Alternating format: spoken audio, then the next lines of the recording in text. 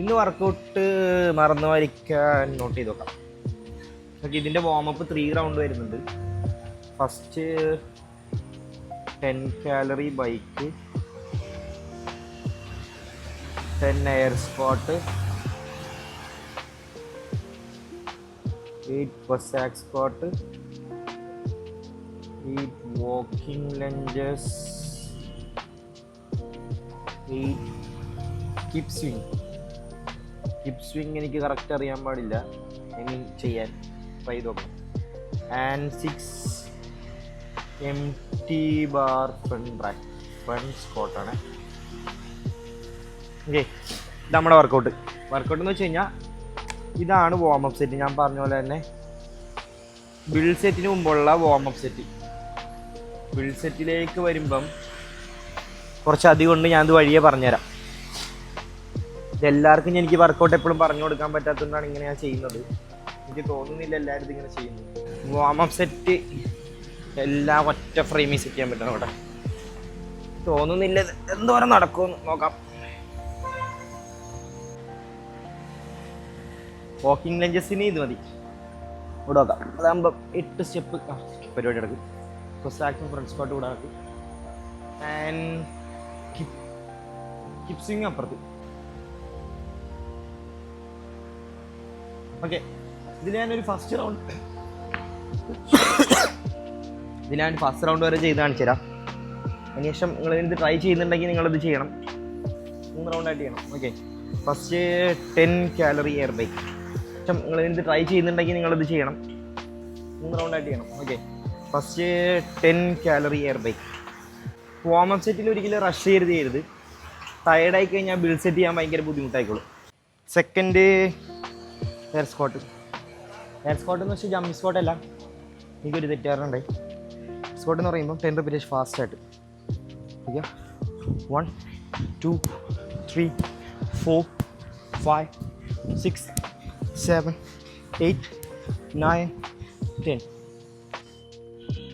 1 2 3 4 5 6 7 8. ഇത് 8 മതി. 1 2 3 4 5 6 7 8.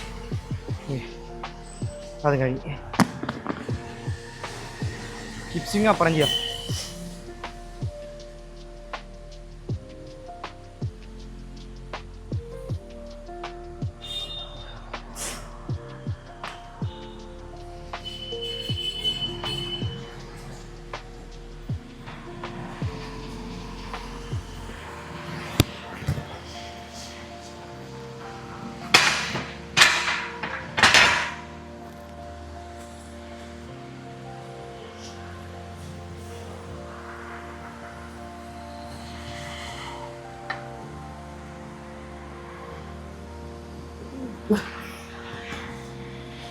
Hip സ്വിങ്ങേ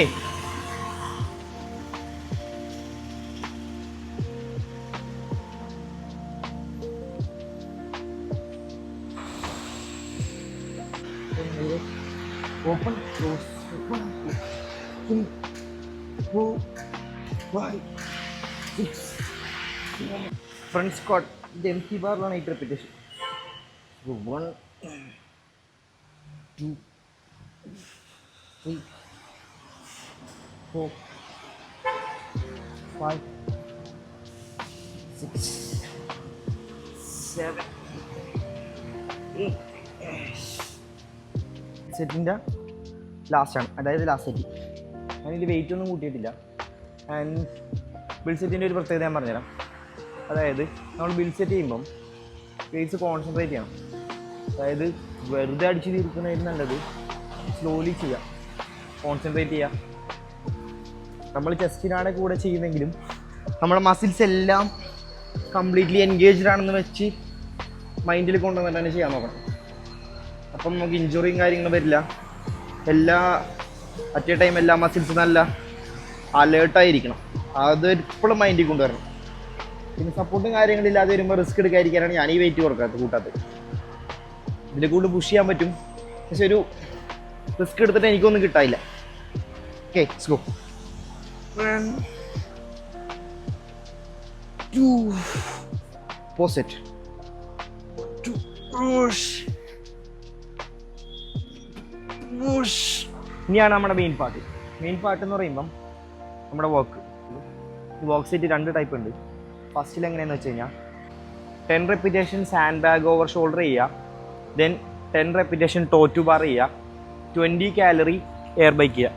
then സെക്കൻഡിലേക്ക് വരുമ്പം 8 repetition sand bag over shoulder, then toe to bar, last 16 repetition calorie 16 calorie air bike. അതുപോലെ തന്നെ തേർഡ് വരുമ്പോൾ 6 6 6 12.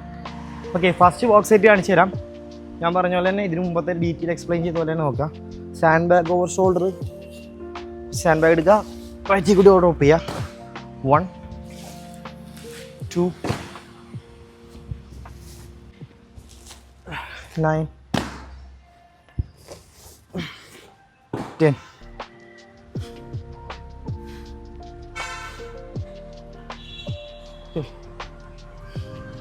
ഇനി ഇതിൽ ഏറ്റവും ഡിഫിക്കൽട്ട് ആയിട്ടുള്ള കാര്യമാണ് ടോ ടു ബാർ.